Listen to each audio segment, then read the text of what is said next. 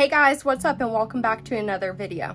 For today's scent, I'm wearing the Heretic Dirty Hinoki fragrance and I will have a full review on this for you on Wednesday. And if you're new to my channel, welcome. My name's Melissa. I was in the Navy for 7.5 years and around here we do all sorts of beauty content. I make videos typically twice a week. Sometimes I throw an extra one in here or there. And for today's video, we're gonna do an in-depth review and a tutorial using this iconic London Sunset to Sunrise palette.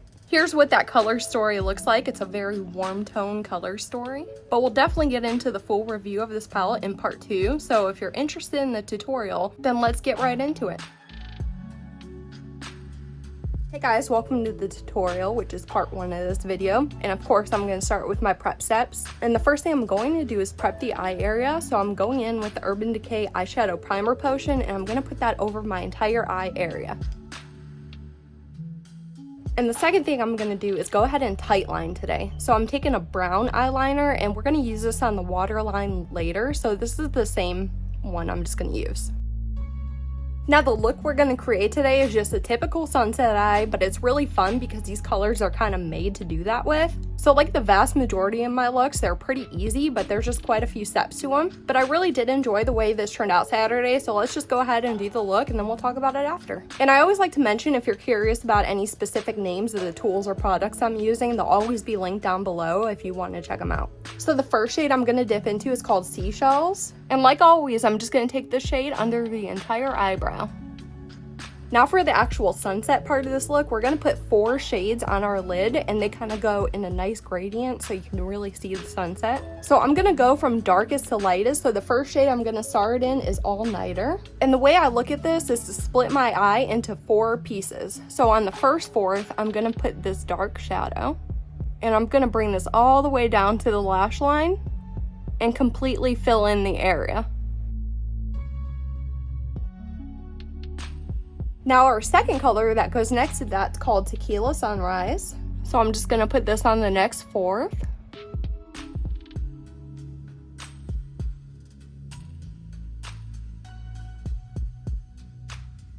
And then the next shade I went into is called Tan Lines. And it's a nice peach color, so it really breaks apart between the red and the yellow, so it's not so harsh between the two. So I'm putting this peach color next.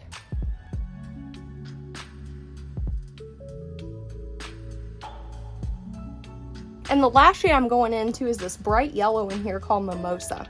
And with this shade, I'm going to build an outer corner. So I'm just going to do a typical point and match it to my outer corner right here.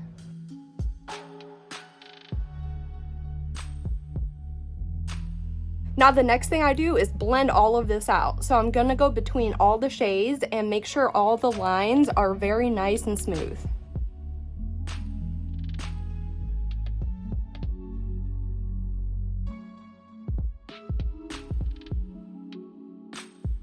Now once I get done with all the blending, I'm going to dip into the white shade in here called Aloha.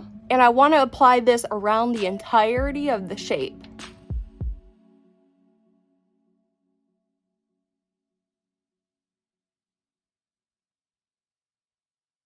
And then I'm going to blend each segment up into the white shade so it just looks a little bit more buffed out.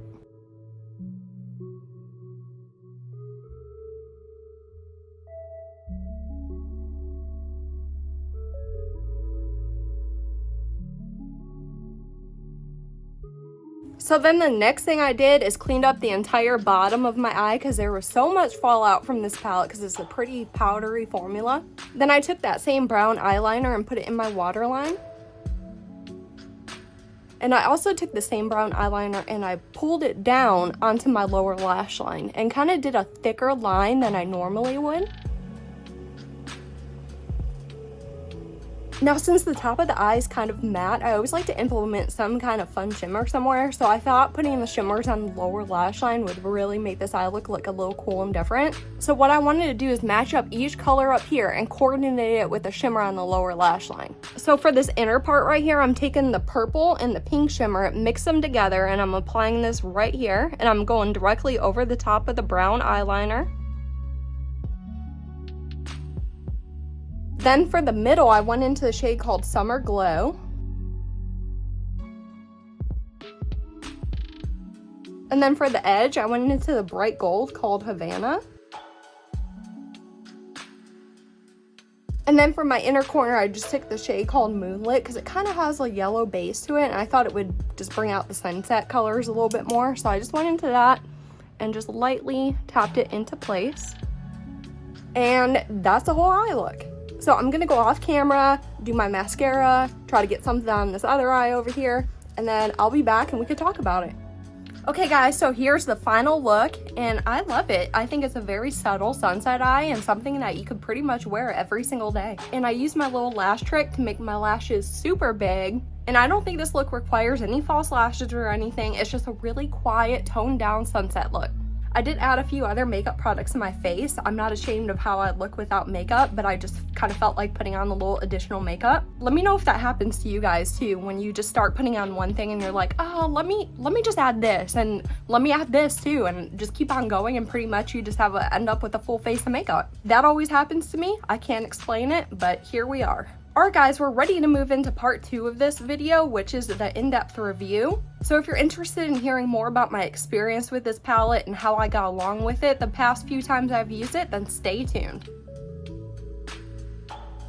Hey guys, welcome to part 2 of this video, which is the in-depth review. Thanks for tuning in. And again, I want to tell you that this palette is from Iconic London and it's called the Sunset to Sunrise palette. And as long as I've had this palette, I was thinking to myself about the name. Sunset to sunrise means all night long. So if they called it sunrise to sunset, it would mean all day long. So they really want you to party all night with this thing.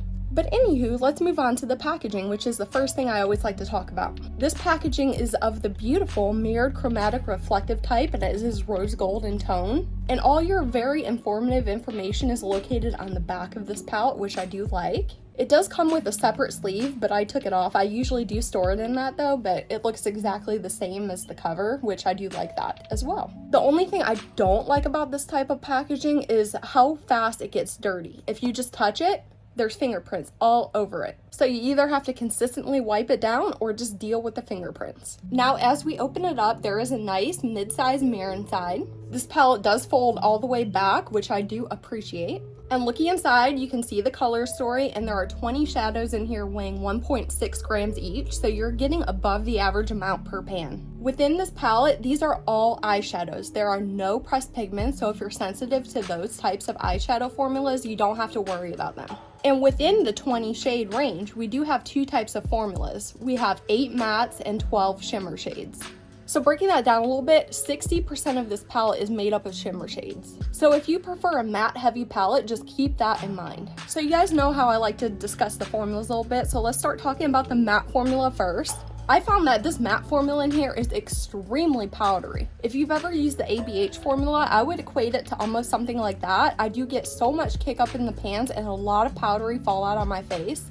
But I do want to make it known that I am absolutely in love with the somewhat powdery formula. I find them way easier to blend out. They do take a lot of layering up, but they are so much easier to work with. Some of the 8 mattes you will find in here are sequin shades, so you will find little tiny pinpoint specks of glitter within them. They don't really show up on the eyes, but they make it kind of more sheeny on your eye. The matte formula is very easy to blend out and layer up. And like I mentioned earlier, they were quite buildable, so they're not intensely pigmented. As soon as you touch to the color to your eye, you're not going to get scary, intense pigment. You're going to have to apply a few layers of shadow to get the intensity that you desire. Now let's move on to the shimmer formula. I found that each shimmer in here is extremely cream-like in texture. They're almost mushy when you touch them. And within the shimmer range, there are different types of shimmers as well. Some are just a little bit shimmery, while others are intensely foiled. And you also do get a nice mix of both sheer and pigmented bases depending upon the shade that you choose. And I also applied the shimmers with all application methods. I tried it with my dry finger, a dry brush, as well as a damp brush, and no matter which method I use, they all apply the same way. I do prefer a shimmery formula that applies in all ways because you're not stuck having to use it one way for the ultimate performance. So real quick, I'm going to throw up some pictures of the swatches that came out of this palette so you can see how every shade looks swatched out on my arm.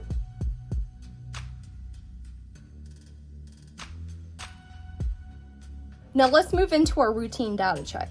Firstly, this is not clarified as being a clean formula. Next, this palette is PETA certified cruelty-free. Thirdly, this palette isn't advertised as being a vegan formula, but I did look over the ingredients and there's nothing in here that wouldn't make it vegan. And lastly, there is a 12-month expiration date on this palette, and it's located on the back of the palette itself, so you can definitely keep up with that. And now we're gonna move right on into the cost evaluation. So I was actually kind of stunned and shocked to find that the price of this palette was only $19.86. I personally think that's a pretty good price for this palette considering all the shades and formulas that you get.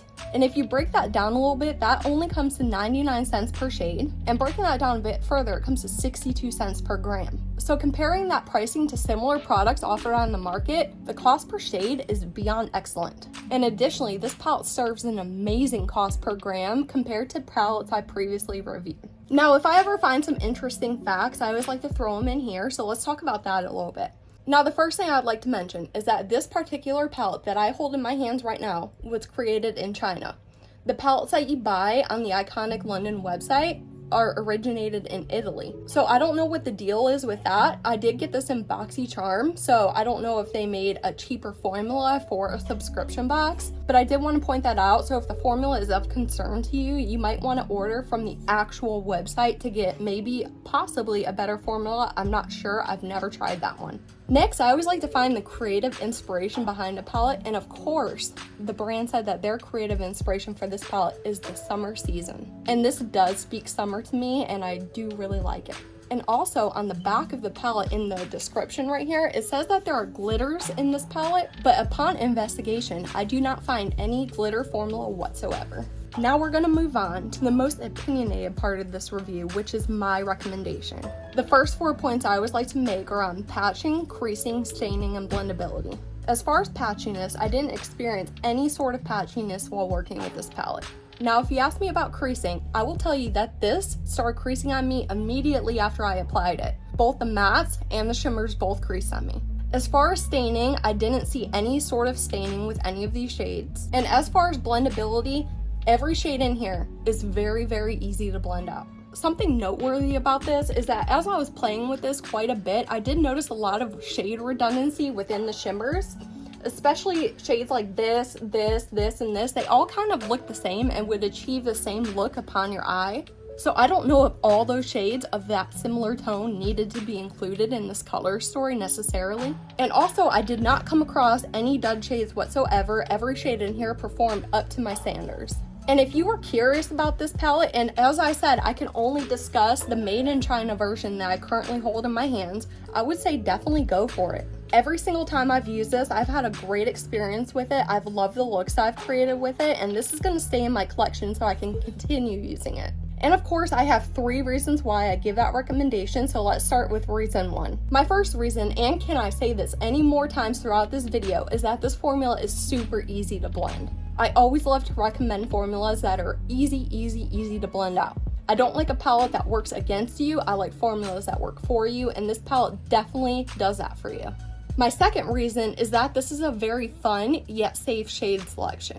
It gives you that neutral palette with just slight pops of color in it, so if you're a neutral lover, you can kind of expand upon that just a little bit. Especially for seasons like summer where you kind of want to have some vibrancy, this will give it to you, but not really in a manner where you don't feel ready for it.